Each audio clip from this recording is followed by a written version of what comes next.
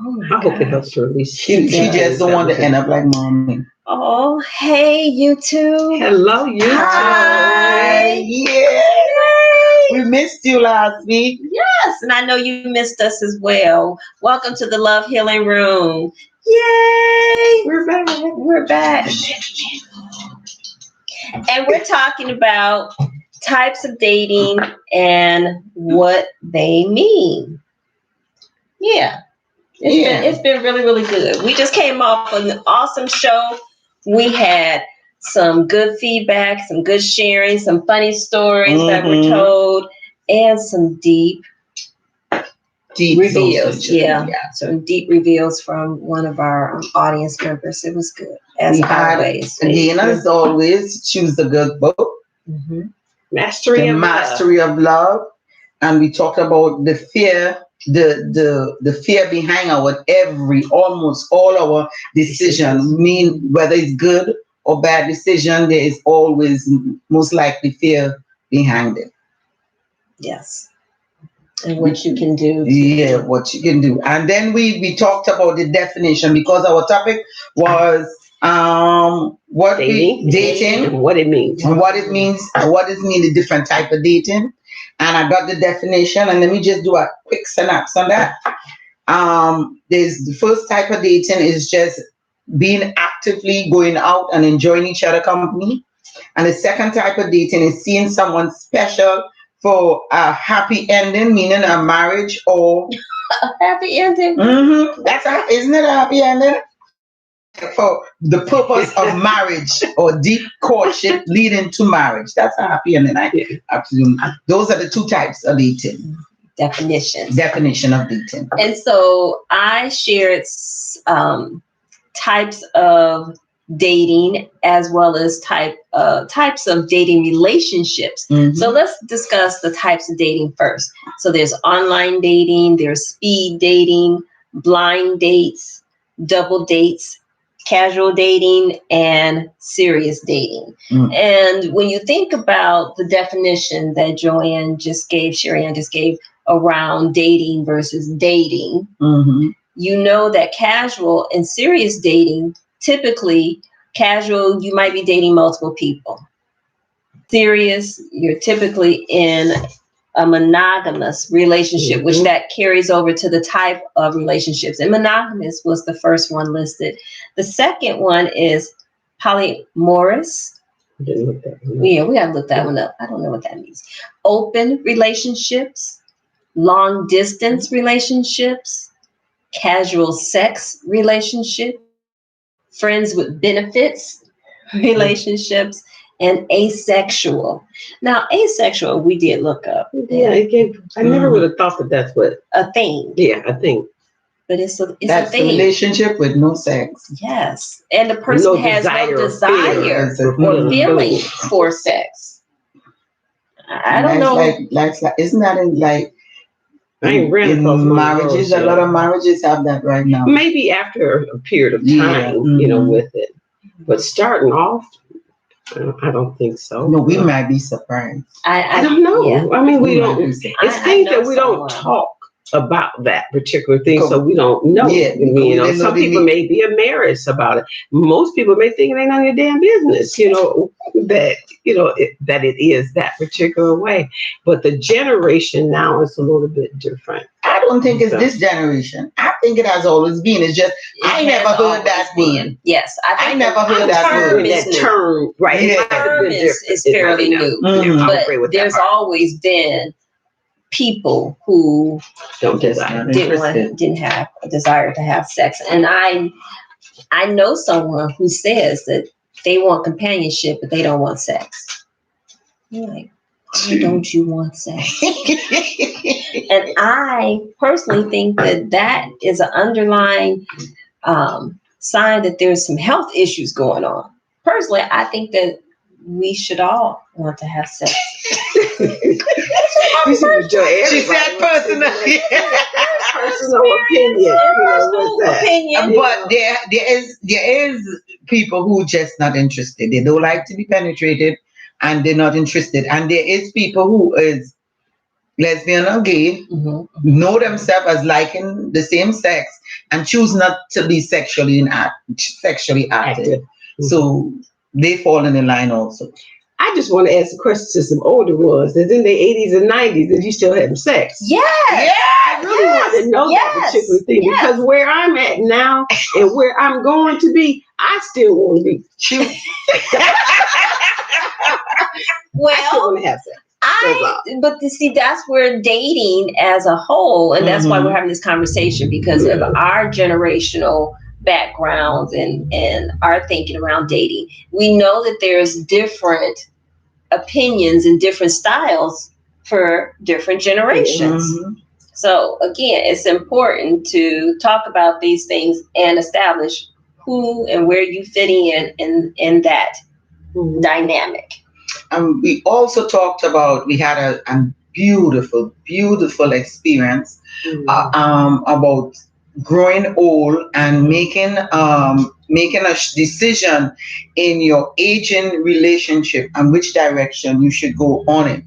And before you speak about the thing, most of the time you go through the experience in your mind, and it's like a dying experience. You first work it out here, and when you start to speak about it, that's stage 2 of the death. Well, and there are different stages in your life. So your dating may be different in your 20s versus how it is in your 30s, 40s, and now 50s. And same so in your long-term relationship. Absolutely. And please don't ever think that you are a failure in your relationship. It is what it is, and it was for that time, whether it was a date or whether it was for 10 years or 50 years. That is because you change. We change every day.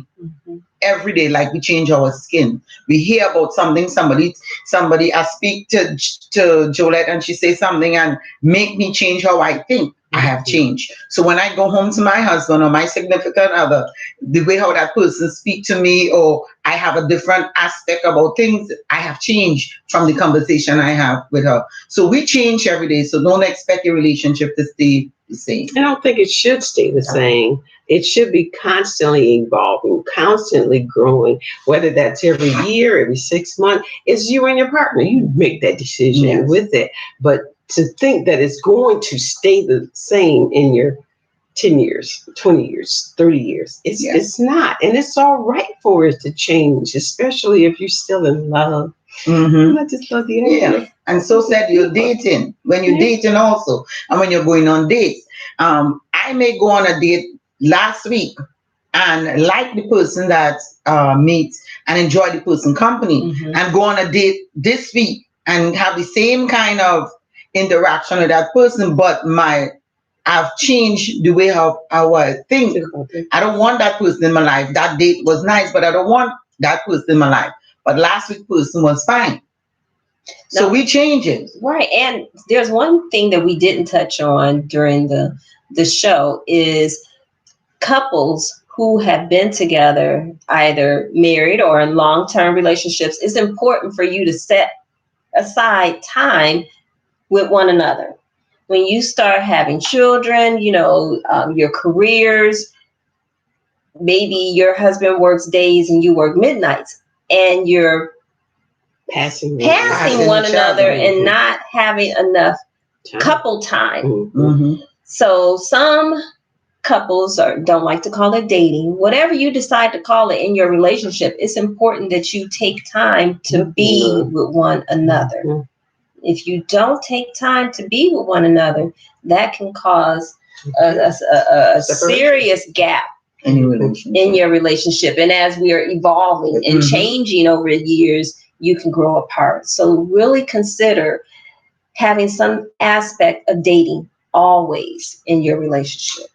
Another relationship that we touched on, you had when you went to the restroom, was a living lover relationship. Yes, and they pass away. Yeah. When you have a living lover, and or not even a living lover, but a long-term relationship with someone, and one of your partners passed away, what happens to you? You are left with 10 years, 5 years relationship with nothing from it? What are you doing for yourself? What are you doing? What are you doing? How do you cope with this? Because I've had some conversation, and I've had some people who have had long-term relationship, and the partner died, and they didn't even had the responsibility of a say in their burial. Right. They don't have any benefits. They don't have nothing. And I'm saying, how are you protecting yourself? And this is not only for female, this is for males as well. Yes, absolutely. There is no way. Why should I die and leave my pension for the company when I'm living with you for all these times, or have a relationship with you? Why should I have a relationship, or why would I want to have a relationship with you for 5, 10, 15 years, and you don't have my medical card to go and treat yourself if you're sick? Yeah, so that's something to think about. Think about how you're protecting yourself. Think about how you're thinking about yourself, and most importantly, make the decision that shows how you love yourself. Because these are loving yourself decisions. That is always the number one, is to love yourself. Make decisions based upon loving yourself first, and ensuring your future. Yeah, your partner's future. Yeah, that should always be a case. Write something down, living will. Absolutely. Put that person, in there. Just think about, if you love them and you've been with them for that many years, and you have not considered, and you have no legal ties. No legal ties whatsoever. And they're not even allowing you to say anything, whether it's a feeling or the obituary or whatever it may be. It's just love yourself and love your partner enough to include them. Yeah. Because you will have nothing but have a talk. Yeah, that's where long-term dating comes into play. You need to really consider the consequences of not having anything legally tied together as a couple. So, wow, we covered a lot. We did. We covered a lot. But guess what? There's one more thing to cover. What's that one more thing? The love tip. Oh. I had to put on these. And I had 4 of them, but the one the belief that stuck out most to me was, be grateful for what is going well in your life. So what's the love tip first? The love tip is dating is a journey. Stay optimistic in dating. Oh, stay optimistic, in dating. But one of them I did say it was. Yeah, it is a journey. Dating is a journey. It's not a destination. And be mindful about what to say and don't say on dates. And be good to yourself. But the one that stuck out the most to me was, be grateful for what is going well in your life. Yes. And we don't think about that enough. We got some good stuff that is going on in our life, more so than just being positive and a good health. And, we love our children and we got our job. But I'm sure you can find some other things. And one of the other things it says, make a list every day of what went well in your life. So like a gratitude list. Like a gratitude list. Don't wait until you're dead or somebody that passes away, but be grateful every day. Find something to be grateful for. That's a Selah moment. Yeah, it's just a Selah moment. Yeah, that's good. We enjoy you as always. Come again. Like, subscribe, thumbs up, share. Yes. Blow love up. Yes. Blow love up. And join us next week, same time, same intention, to be open to give and receive love. You can join us on Facebook, Love Healing Room, Instagram, Love Healing Room, Pinterest, Love Healing Room, as well as you can visit our website, lovehealingroom.com. Until next time, we want to say, Namaste. Night.